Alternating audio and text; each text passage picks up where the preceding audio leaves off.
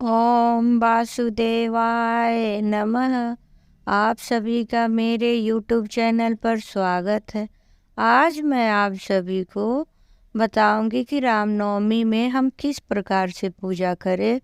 चैत में शुक्ल पक्ष में जो नवमी तिथि पड़ती है उस दिन हम रामनवमी मनाते हैं और माता जी का नवरात्र भी चलता है। रामनवमी के दिन ही भगवान रामचंद्र का दोपहर के समय में उनका जन्म हुआ था। नवमी तिथि तो 16 अप्रैल से ही लग रही है, लेकिन दोपहर में भगवान का जन्म हुआ था।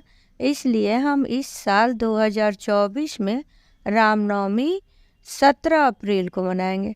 अब रामनवमी की विशेष पूजा हम किस प्रकार से करेंगे, क्योंकि हम नवरात्र का भी चौकी रखे रहते हैं और पूजा करते हैं, तो हम माता जी के साथ भी श्री रामचंद्र जी का पूजा कर सकते हैं। अगर आपके पास जगह है, आप अलग से करना चाहती हो, तो अलग से भी चौकी बिछा के पीले कपड़े बिछा देंगी और चौकी पे उसके बाद से फूल या चावल का आसन देके श्री रामचंद्र के परिवार का या सिर्फ छोटे राम जी की मूर्ति हो तो उनको रखिए और पंचामृत से उनको स्नान ध्यान करा के आप पोंछ के उनको नया वस्त्र, अगर बाल स्वरूप है तो नए वस्त्र और नया मतलब उनको फूल चढ़ाएंगे और पंचोपचार पूजा करें। अगर आपके पास फोटो है राम परिवार की या सिर्फ रामचंद्र जी की, तो पुष्प से उसमें आप छिड़काव जल का करेंगे। उसके बाद पोंछ के आप जनेऊ अर्पित करेंगी श्री रामचंद्र जी को या मौली का टुकड़ा वस्त्र स्वरूप करेंगे। और जब आप चौकी अलग से लगाएंगी तो गणपति जी को भी जरूर आप छोटी सी फूल या चावल का आसन दे के उनको भी रखेंगे और सारे कार्य सबसे पहले गणपति जी का करके फिर श्री रामचंद्र जी का आप करेंगे। अगर उसी चौकी पर रख रही हैं जहाँ पे आप माता जी को रखी हैं, तब गणपति जी तो पहले से विराजमान रहेंगे ही, तो अलग से रखने की कोई ज़रूरत नहीं है।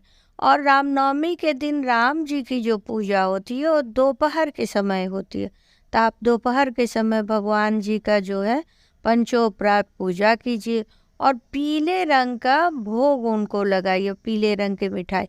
और आप चाहिए तो इस दिन ढेर सारे चॉकलेट, मिठाई, कोई खिलौने, गिफ्ट आइटम सब भगवान के दरबार में आप सजा सकती हैं, क्योंकि ये भगवान का जन्म उत्सव है।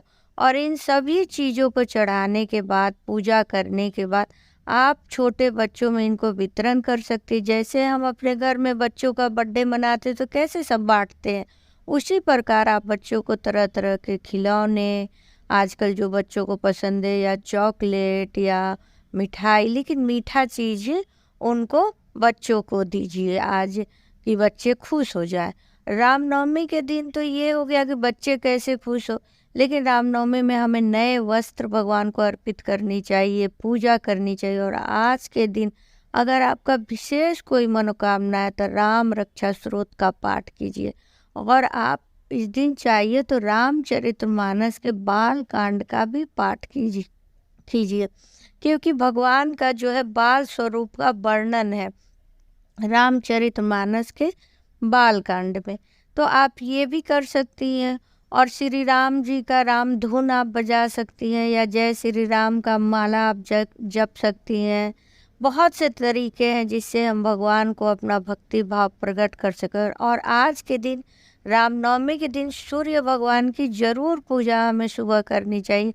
ऐसे तो नित्य सूर्य भगवान की पूजा करनी चाहिए, लेकिन रामनवमी के दिन विशेष रूप से हल्दी डाल के जल में हमको भगवान को अर्घ देनी चाहिए, क्योंकि श्री रामचंद्र जी सूर्यवंशी हैं, तो हमें इस दिन सूर्य भगवान को जरूर पूजा करनी चाहिए।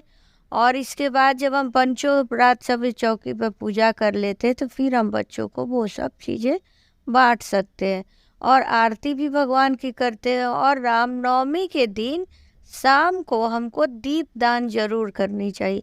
5 दीपक कच्चे मिट्टी के दिया से जलाए या आटे का दिया बना के आप जला सकती। जैसे रामनवमी के दिन तुलसी माँ का जरूर पूजा करना चाहिए, क्योंकि वो लक्ष्मी के ही स्वरूप है और विष्णु भगवान के अवतार है श्री रामचंद्र जी, तो हमें तुलसी माँ की जरूर दीप लगानी चाहिए और उनकी पूजा करनी। और रामचंद्र के भोग में, जैसे कृष्ण भगवान के भोग में हमें तुलसी जी ज़रूर रखनी चाहिए। उसी प्रकार जब हम रामचंद्र जी को भोग लगाते हैं तो तुलसी जी उसमें ज़रूर रहनी चाहिए और गणपति जी के भोग में नहीं। तो इस बात पे आप ध्यान दीजिएगा। और फिर मुख्य दरवाजे पे शाम को तुलसी जी के पास एक दिया लगाएंगे। फिर हम मुख्य दरवाजे पे दोनों तरफ दिया रखेंगे, मंदिर में रखेंगे। आप अगर आपका अगर जैसे अब छत पे है या कहीं है और भी आप दिया को रख सकते हैं, लेकिन 5 दिया हमें ज़रूर जलानी चाहिए। तो इस प्रकार से हम रामनवमी के दिन भगवान राम की पूजा करते हैं।